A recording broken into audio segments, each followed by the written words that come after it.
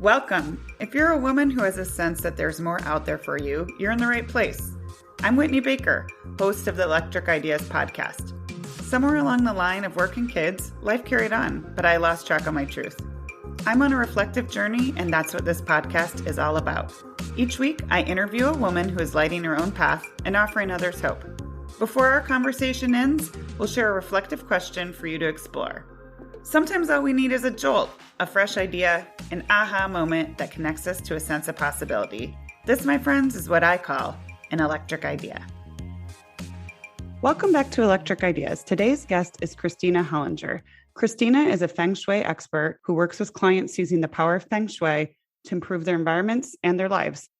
She has a teaching background, which is super obvious and totally shines through because she has a really special knack for showing people how to apply Feng Shui concepts in super easy to understand ways. Kristina is also an author, and she's been featured on HGTV Windy City Rehab, and she collaborates with the AstroTwins, the well-known astrologers of Elle Magazine. There's so much to get to in this show, so let's jump in. Kristina, I'm so happy to have you. Welcome to the show. Hello, thank you so much for having me. My pleasure. So I know we want to get into all of the awesome tips for making our homes look good and feel good, but I think that some of the recent popularization of Feng Shui has lost a little bit of the history and the depth of the ancient art of what Feng Shui even is. So I thought maybe we could just start there by having you help us understand how you define Feng Shui. That is such a gorgeous question. And I don't think anyone has ever started an interview with it. So thank you for doing that, because I agree with you. I really want to honor the lineage, and it can get lost in those sound bites on social media. So I personally am certified in what they call BTB school Feng Shui. And it's actually a little bit more of a newer practice. It came from Professor Thomas Lin Yun from China in the 1980s. And it really is based on the front door. And we use a tool called the Bagua map, and it divides your home into 9 different areas of life. It is somewhat simplified because we're not using the compass directions. However, what Professor has done is really pulled from so many different schools, and we recognize all the different schools. So there's the form school of Feng Shui, which is what started the whole tradition in the Eastern Hemisphere over 2,000 years ago. And that was really the origin of that was, having a mountain behind you. Literally, a house would be most auspicious with a mountain behind it because they found that the crops grew more lavishly. And that was sort of what started that. And then it moved into this compass traditional Feng Shui, where that's where you might hear a lot about, what direction does your front door face? And there's different things like that. And then there's a flying star method. So there's a lot of different schools. And that's exactly why I do what I do now, because I feel very deeply that it's important to see what resonates with you and then try to kind of grasp on and follow a teacher that is from a specific school. And then if you find other teachers that are from that same school of Feng Shui, you'll get more consistent messaging, because it really can be tricky if you're trying to practice multiple different types of Feng Shui. It doesn't always align. So I hope that was a decent answer, and I hope it helps kind of clarify, at least where I'm coming from during this interview. Absolutely. And so this is kind of how let me interpret that, because I know that's a big question. And like you said, it's been around thousands of years. It's nothing new, but I mean, you have a teaching background, and I think it's really apparent because when I listen to you, not only are you able to just connect general concepts that people can actually feel comfortable actualizing, but I think you do a really good job also connecting it to this sense of like energy and spirit and wisdom that is way beyond how you roll your underwear. And that's where I feel like it's a great link. So I just wanted to share that. Does that make sense? Thank you. I received that. And I do feel that there's so many different teachers out there. And that is sort of that one little piece that I think is my forte. And what makes me stand out in a different way is that, I'm a Gabby Bernstein spirit junkie. Like I literally took her spirit junkie masterclass, and that's all about how to protect your energy, how to connect with the light. Feng Shui actually has pieces of meditation where you actually balance your personal energy so that you can become a magnet for what you desire. And it really just helped me become more spiritual in that aspect. And so I didn't like to call it a manifesting method. For many years, I resisted that. And now, after practicing it for over a decade and helping so many different clients and different people and writing my book, I have come to the conclusion that I do feel that Feng Shui is an ancient manifesting method. It's energy work. It can help you align with your desires. I'm not afraid to use that word anymore in conjunction with Feng Shui. And what I like to say to people is, even though it's been around for over 2,000 years, it's not a new manifesting method, but it's possibly new to you. So I like to just make it more accessible to the everyday person right now. That makes sense. And I think it's interesting that you've even grown into it, and it just seems like it's so evident that it's just become like a deeper practice for you as you continue to evolve. So that's wonderful. I've read that in some practices of Feng Shui, that everything in your outer life mirrors your inner self. And this kind of seems aligned with what we're talking about. Do you believe that to be true, especially in our homes? One of my favorite quotes is that your home is an affirmation for the life you desire. And what I love about this concept is that I do believe that you can change your environment and it will change your life. And I can actually quote directly my teacher, Lori Powley, who founded the Feng Shui School of Chicago. And that's exactly where I got certified. She always would say that exterior movement creates interior shifts. And what I love about this concept is that you can tangibly change your space, visibly notice a difference, set your intention, and then just trust that the energy is working on your behalf, because there is a science behind it. There's, this thing called quantum physics, and there's definitely psychology behind it as well, and reasons why it works. But the beauty of Feng Shui is you don't necessarily have to understand any of that. All you need to do is set your intention, change your environment in a way that feels good to you, follow some of the principles, and watch magic happen. And I wouldn't be sitting here talking with you about this if it hadn't been working for me for 10 years, over 10 years now. So that's I hope that answers your question, but to say it shortly, yes, I do believe that your environment is a reflection of your inner world. And I can actually go into someone's house and ask them questions about their personal relationships, and they will be blown away that I can even notice that they might be struggling financially in certain areas or having issues with their parents or in-laws. And it's just so funny. But at the same time, it's just kind of part of how the magic of Feng Shui and how it all works. Yeah, you say, I read something, speaking of magic, I'm going to share something that you wrote. It says, whether you're trying to sell your home, attract more abundance, or simply create a fresh new look, Feng Shui will help you love where you live and accomplish your goals. Feng Shui helps you create a free flow of energy in your space. As a result, you'll have more clarity, be more productive, and attract prosperity. So I'm kind of curious if you could give, because I'm sure people have, are wondering now, what are some common places where clutter builds up in homes that you notice right away? And how do you interpret them? Because I think we all have certain places. Can you give a few examples?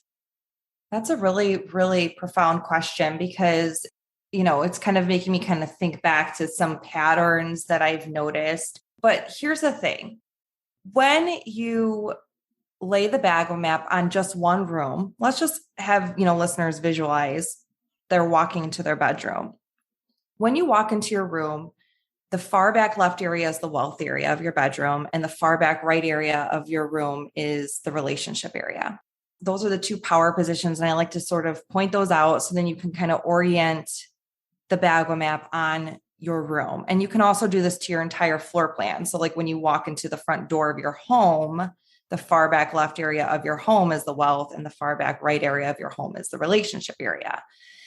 So the reason why I bring that up is because I do think that clutter can build up in various places, and it can reveal to you. I actually have a blog about this. It's like, what does your clutter reveal about you? So for example, if you have a lot of clutter in your garage, that tends to be a place where people might store a bunch of things. It's actually going to depend on which gua or area of life your garage is in. So that was a mistake I made right away. Like, I didn't realize that when you have an attached garage on your floor plan, it is part of the bagua. So if your garage is in the front right area of your home, that's a helpful people travel area.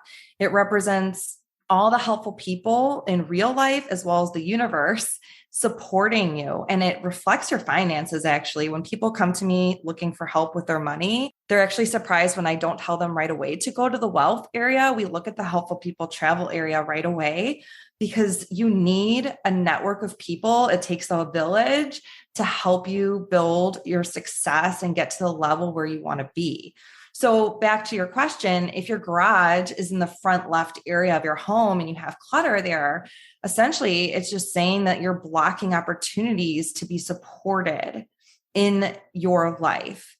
And that's kind of how I like to work with the Bagua map, is like, when you identify where there's clutter, kind of sit with it and think, which area of the Bagua map am I in? And do I notice that there's blocks here? Go to the room where it's your least favorite. Sit and find out, like, what, is it dim lighting? Is it cluttered? Are there outdated hodgepodges, mismatched pieces of furniture that you've been holding on to? And it's sort of this catch-all room. And what gua is it? Is it your family area? Is it your children creativity? And it can really help you to understand really what's possibly blocking you. And the best part is then you can change the story. I'm totally guilty of that. We have our, my stepson who's moved out, exercise now, desk for my husband, room. And all of a sudden I'm like, oh my God, I hate going in here. And we're finally going to redo it. But without getting attached to expectations, how does the magic work? Like, when can people expect? Is it like during the clearing or sitting in the room when it's finished, or how do we know when it's ready? I'll tell you what my teacher always says, always perfect timing, but no one likes to hear that. Everyone wants to hear that it's going to happen right away. Yeah. And this is absolutely a muscle that I've had to build over time. And it's pretty magnificent. I actually just had somebody slide into my DMs and share with me that they tried the stove adjustment that I shared on social media, which is very simple. You stand at your stove, you light all the burners for up to 4 minutes at the same time, because each burner is representing a different source of income and creative resources where you're receiving money. And so this is a cure that you can do to visualize money coming in from different resources. I did it. Actually, I told a client to do it, and she had immediate success with it. So then I realized I needed to do it for myself, and I cleared a few $1,000s of debt. So then I shared it on social media, and someone DM'd me and said, I did the stove cure and I qualified for a $20,000 loan, and I just got out of a ton of debt, and all this stuff happened within 4 days. So of course, things can happen like that. And it's pretty wild and fun. And it keeps you coming back for more, in a sense. I like to say, give it at least 6 months, because the more I actually work with the AstroTwins, the astrologers of Elle Magazine. And what I've learned from them is that manifesting happens in 6-month cycles, because let's say there's a Cancer new moon, 6 months later, it'll be the Cancer full moon. So that's kind of like this universal energy, which is we work with 3 types of energy in Feng Shui: personal energy, environmental energy, which is your immediate surroundings. And we do look at the moon phases and that. So I do believe that there is something to say about 6-month cycles. And I think that one thing that I also would say that, since you said, Whitney, you've listened to my podcast, I think part of the reason why people like to tune into that is because I kind of help guide people. What do you do after you set your intention? How do you trust that the highest good is working out for you in perfect timing without totally losing your mind and being like, when is it going to come? Because we do live in a culture where we expect instant results. But I do think if you can be intentional, set your intention, trust that the energy is working on your behalf, I highly recommend you look for the signs that things are working out for you immediately within the next 2 weeks. And then always look back at least 6 months later and look back and think, okay, how have I grown? What's happened? Because so many times our manifestations actually maybe don't look exactly how we thought they would, but they're far better. And you can't see that until you look back 6 months to a year and sometimes longer. And then too bad we can't live our life backwards, but if we could live our life backwards, we would look back and think, oh, that's why that door closed, because look at the windows that opened up for me in that aspect. So I hope that helps a little bit, but I think that it can actually happen quickly. I think a year is pretty quick. Yes, that's super helpful. Thanks for sharing that, kind of the different type of energies that Feng Shui addresses. And I guess back to the environment energy, because I know my listeners will be interested in this. So sometimes I start thinking about this and I get really excited because it feels good to be like, I'm going to clear and I'm going to move and I'm going to create this spaciousness and energy. But I think some people also quickly tip into overwhelm. I'm sure you've seen that before. And so I'm wondering if you can help my listeners know where to start. I know that you said the 3 most important areas to begin with are the entryway, the bedroom, and the kitchen. So can we just start there and have you give me a quick explanation of why you flag those as places to focus on first?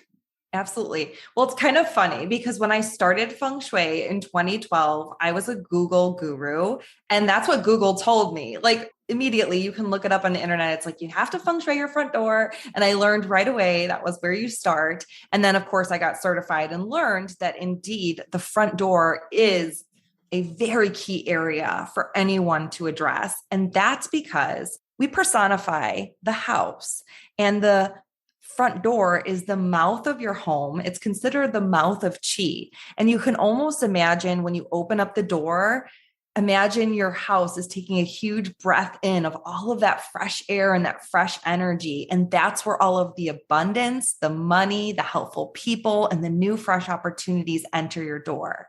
So as I explain, I actually have a new course where I actually tell you how to feng shui your front door and welcome prosperity and abundance to your front door.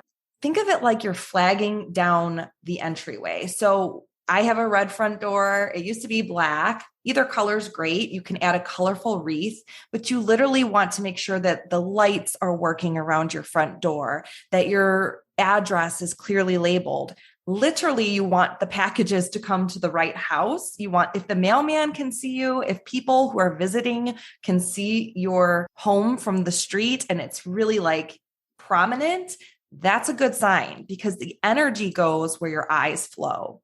So you want your front door to be saying to the world, I'm right here and I'm ready for you. So bring it to me. That's why the front door is key. Now, I lived in an apartment in the South Loop of Chicago with my husband when I started. So I really addressed the entryway to welcome in the energy so that every time we were opening up the door to our apartment, all the energy was flowing in. Secondly, your bedroom is a key area because it's a manifesting sanctuary. You spend a third of your life sleeping, believe it or not. So when you are in your bed, it's this place to rejuvenate because the energy circulates around you in a clockwise fashion over your head and around the bed. So definitely putting your bed in the command position is going to give you that optimal rejuvenation. When you're well rested, you can show up as your best self. The higher level your energy is, the higher your vibe, the more you're going to attract that, right? And that is actually precisely where I started my feng shui journey, was that front entryway. And I invested in some new furniture after my husband and I were married. Within 6 months, my husband got a new job. And within a year, we were expecting our first baby and moving into a new home with grace and ease. I firmly believe it's because of the power of what we did with those two spaces. I also feng shuied the wealth area, but you mentioned the kitchen. It wasn't until I became a certified consultant that I realized that the kitchen is what I call the hub of abundance, because in feng shui, there are a lot of different, and I won't get too much into it, but there are so many different aspects of the kitchen that represent your capacity to receive. So just a couple of those pieces would be your dining room table, your refrigerator, and your stove. And so knowing those key spaces is going to be really huge and help you just elevate the energy of your home and welcome in more money, which I know people really want that, right? We want that money and that security. Yeah. So just so people have something practical that they can consider or try, what is going back to the bedroom, tell us what the command position is with your bed or considerations for where you're going to place your bed in a room that are just general. Well, I love talking about this, Whitney, because I had my bed against a wall until I was 27 years old. So when I was a kid, my bed was against the wall.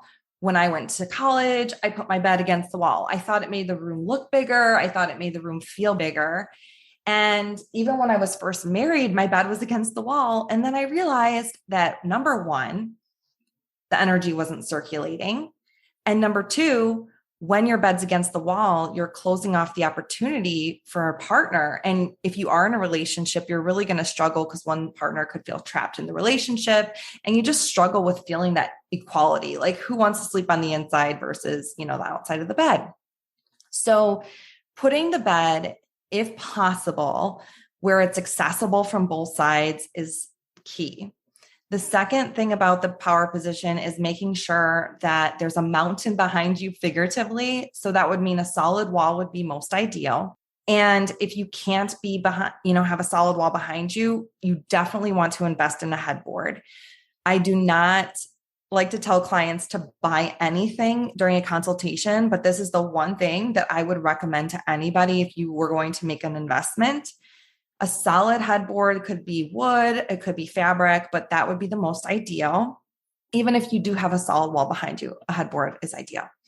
It just represents the universe having your back. And the third piece to this that I would mention, even though I could keep going, well, there's other things I really want to say, but one thing that kind of trips people up, and I think it might be good to explain here, would be you do want to be able to see the entrance from where you're laying.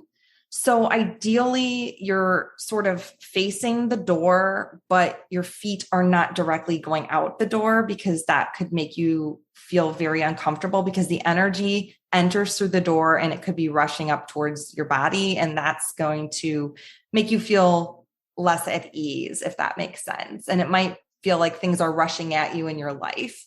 So if you can, see the door, because that's going to put your nervous system at ease. Biologically, there's actually some science behind that that's going to make you feel better knowing who's entering and exiting the bedroom. And then, of course, just making sure that you're not completely in line with it. So I hope that helps. That helps. And also, I think that people will just start because people are going to be coming at this from totally different levels of understanding. And I think this is in some ways just a taste of how deep and how every positioning, it just is giving a flavor. And so people can always follow you and learn more. Let's take it to the kitchen just a little deeper too, because I think it's really interesting. Tell me about what can we do with our fridges, or how does that, you said that it has to do with maybe receiving abundance, but you tell me. Right. Well, so much about abundance revolves around food, because when we have enough food to feed our family and we have enough food to feed guests, that really represents having not just enough, but an abundance or more than enough, that's really what prosperity is. It's having enough to share with others and having more than you even need. So when you think about the refrigerator, a full refrigerator filled with fresh food that's going to really nourish you is going to symbolize abundance. Now, we struggle with it even with our family of 4, keeping the fridge full. And one thing I recommend to people is, especially if you're single and it's hard to keep the fridge completely full, get a few gallons of water and leave it in the fridge, because first of all, water equals money in feng shui. And second of all, it's just going to, take up the space, keep the fridge full. And believe it or not, it's going to help your fridge function at peak efficiency. When you have a full fridge, it actually functions much better and it saves on electrical and all sorts of things. So that's just one example. But yeah, you want to like declutter it and make sure you're throwing out the leftovers once a week, or, clearing out old condiments that are expired, just little stuff like that. And I don't know. Have you ever done that, Whitney, where you're just like, you have like your fridge is stocked and everything's ready to go for the week? Don't you feel so good when that happens? Or I feel like when we go out of town, I try to clean out the fridge. So when we come back, it is a nice feeling to have like a clean fridge and then like stock it with, it's kind of like a fresh start. And when it's full and clean, it does feel good. Mm-hmm. And it also, I like that what you're saying, connecting it to being able to give, because it feels good to be able to, obviously there's the security piece, but it feels good to be able to impromptu be like, come on into my home. There's plenty to share.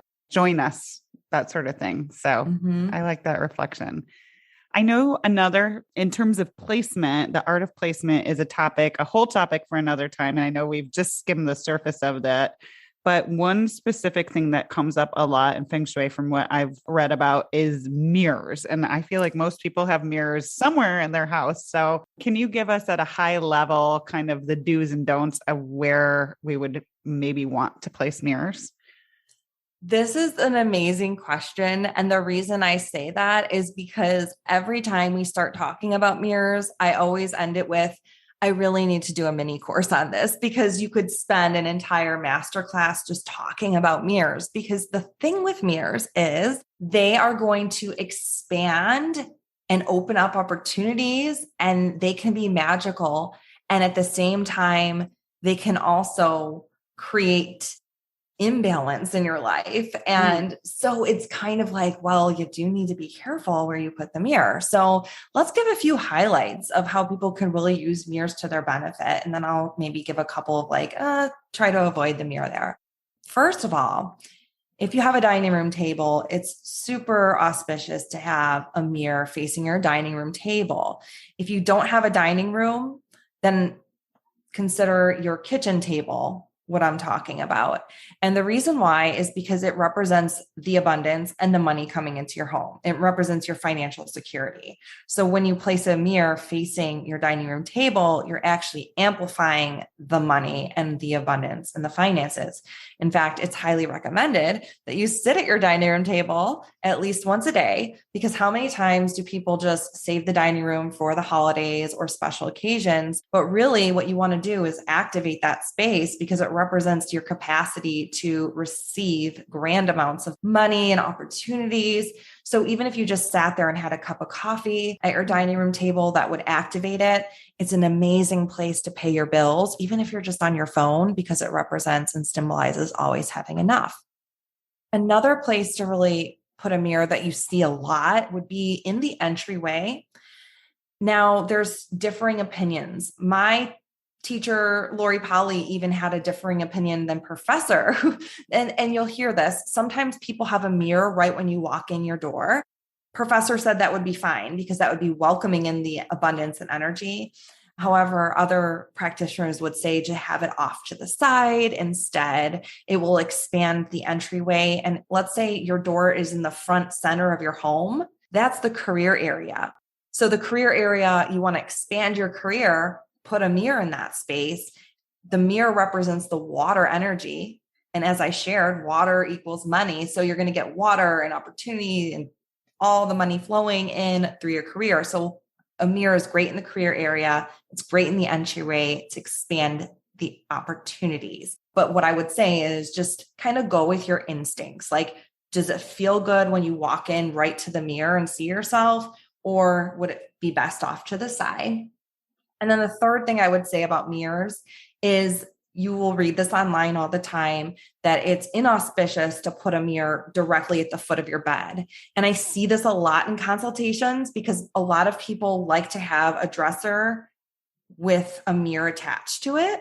And I understand that like completely, because you want to get ready and all that. But a Feng Shui practitioner would say, when you wake up, you want to see something that raises up your eyes, inspires you and makes you feel really good. And, I've read that like people think that mirrors are passages to the other side or another world. I don't necessarily know if that's true, but what I do know about mirrors is that they are active energy. So it's going to keep things moving and flowing. So if you feel that your sleep is being disrupted, try not to have a mirror directly facing you, or at least not at the foot of the bed.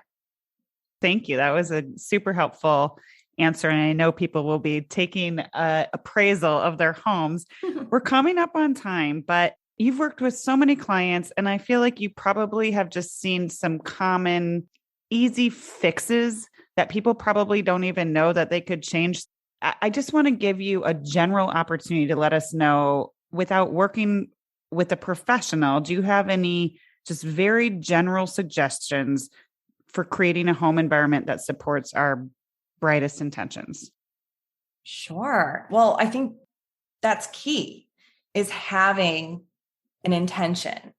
And that is what a consultation helps the client to do. That's how we start it. We look and we take an assessment of, how are you doing? Let's look at the Bagwell map. Here's 9 different areas of life. What are 3 areas that you seek the most improvement? Because obviously, as you can just tell from this interview, we just touched upon Feng Shui, but there's so much out there that you could really do to enhance and optimize your home. But I want to know, when I'm working with you, what are the 3 areas that you most seek improvements, so that at the end of this consultation, during our time together, you have an action plan that's really going to help support your dreams and desires. And I think that is something that anyone can do that's listening right now, is really even just ask yourself that. And I mean, you can go to my site, get a free guide. There's 3 easy steps to apply Feng Shui. Work with the elements. That's key. We touched upon decluttering, but I absolutely love working with the 5 Feng Shui elements. And when you decorate with intention and you set your intention for what it is that you desire, that's so powerful. And Whitney, I swear to you, the reason why I was so successful in Feng Shui in 2012, when I was a Google guru, is because my intention was so powerful and I was so specific. Because of course, once I got certified, I realized there was a whole lot more to Feng Shui than I had really found on the internet. However, I do think that at the end of the day, like if any of your listeners are like worried about doing it wrong or messing it up and like making everything horrible, I would just want to reassure you that when you set your intention for this or something better, you are going to truly be amazed, and you will have miracle stories. I love watching my clients. The 2 clients that I have had that wanted to conceive, and they really came to me with that desire and that intention, they were successful within a year. And I just, that's a big ask, right? And for some of us, we have that desire and maybe it doesn't turn out exactly that way. And there's different ways to start a family and things like that. But it just happened that for those 2 clients that it did work out for them. So I just wanted, I guess I'm not giving you exactly like what to do, like take the knives off your counter and then you're going to really, everything's going to be great. That's one thing you could totally do. That's a specific tip to like help you not cut your abundance up. But I think more than anything, what I want listeners to know is that like, I know that you have specific dreams and desires that were made uniquely for you, that you are meant to fulfill. So get clear on those top 3 areas that you want to set your intention for and give it a try. And then let me know how it goes. I love that. All right. Well, I always end my interviews by asking women the same question. And that's, what's one question women should be asking themselves more? I'll tell you what first came to mind, but I don't know how good this is. I think we should ask ourselves how much we really like ourselves and how much we love ourselves. I think it's important to check in with ourselves, because I think we're always looking outside of ourselves for, validation, or looking at what we accomplish to validate who we are and what we're doing. And we wear so many hats as women, many of us do. So I think it's important to prioritize ourselves, our self-care, our spiritual and our emotional well-being, and really like ourselves. And if we're not happy with who we are, it's okay to ask for help, whatever form that comes in, and to really take that time for yourself every day, even just a little bit, whether it's through meditation, journaling, hiring a life coach, whatever you're doing to invest in yourself, making that hair appointment. Sometimes I feel like even I'm a mom. I have two young kids. I actually work full time in public education. And then of course I have this business as a Feng Shui practitioner that even got me on HGTV. So it's kind of like, it's not just this little business, it's this thing, this major thing in my life. And I need to look out for myself. I need to take care of my spiritual and my emotional well-being so that I can show up and be my best self for my kids, for the people I'm working with, for you, Whitney, for the people I'm talking with right now. So to all the women out there, I hope that you're looking in the mirror every day and say that you love yourself. And if it doesn't feel authentic, you deserve to feel loved by yourself. So I hope that resonates with somebody. That's just what came to mind. That's a beautiful offering. Thank you for sharing. And hopefully the mirror is not at the edge of the bed, right? Full circle moment. Good job.